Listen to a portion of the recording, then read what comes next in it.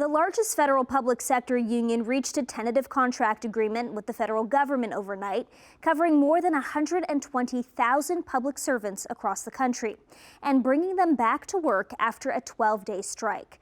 According to the union, it was one of the biggest job actions in Canadian history, but it's not fully over just yet. About 35,000 Canada Revenue Agency employees are still on strike on the day of the federal tax filing deadline as negotiations over a separate collective agreement continue there. Manisa Danabalan joins us with more on this historic strike. Manisa. Kelly, the tentative contract agreement means that the majority of Public Service Alliance of Canada workers who had hit the picket line since April 19th were expected to sign in for duty this morning or for their next scheduled shift. As you have undoubtedly heard, we have reached tentative agreements with the Public Service Alliance of Canada for all 4 bargaining groups in the core public administration. The agreements will apply to over 120,000 employees.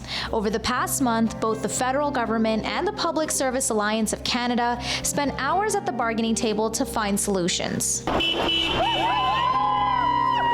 Public workers were picketing across Canada, stopping boats and cars at the Burlington Lift Bridge and border crossings.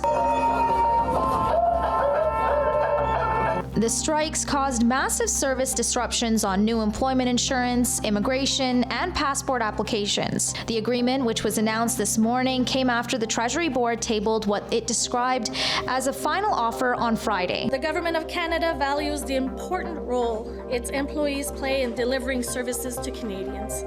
PSAC members are a vital part of that work, and these agreements will provide them with important benefits and enhancements that recognize their significant contributions. The agreement includes wage increases of 12.6% over 4 years. Employees would also see a number of group-specific improvements over the time period the agreement covers, as well as a one-time lump sum payment of $2,500. It took 2 years to get this agreement, but the agreement includes closure on the concept of the wage gap. The other thing that we're seeing here is that there's a bit more disclosure now around individual negotiation for remote work. So I think those are the 2 big wins. The new deal also includes protections against contracting out of work and addresses demands regarding seniority rights in the event of layoffs. For taxpayers, the cost is estimated to be about $1.3 billion a year. And this actually reflects what the 120,000 workers will be getting.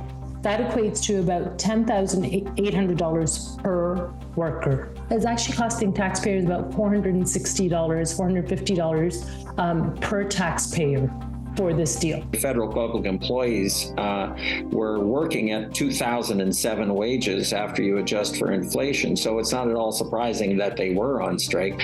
They were far behind every other industry in the country. The deal that they got does not help them keep up to inflation, not entirely. It moves them ahead probably about 6 years. On their website, a quote from the PSAC national president says, "During a period of record high inflation and soaring corporate profits, workers were told to accept less, but our members came together and fought for better." But the job action is still not fully over. About 35,000 Canada Revenue Agency workers are still on strike across the country, while they continue to negotiate their contract. The main issues on the table for those workers are telework, fair wages, and job security. Despite the strike, the tax filing deadline has not changed. According to the Public Service Alliance of Canada, online ratification votes will be held as soon as a copy of the agreement is provided to all 4 groups in the coming days.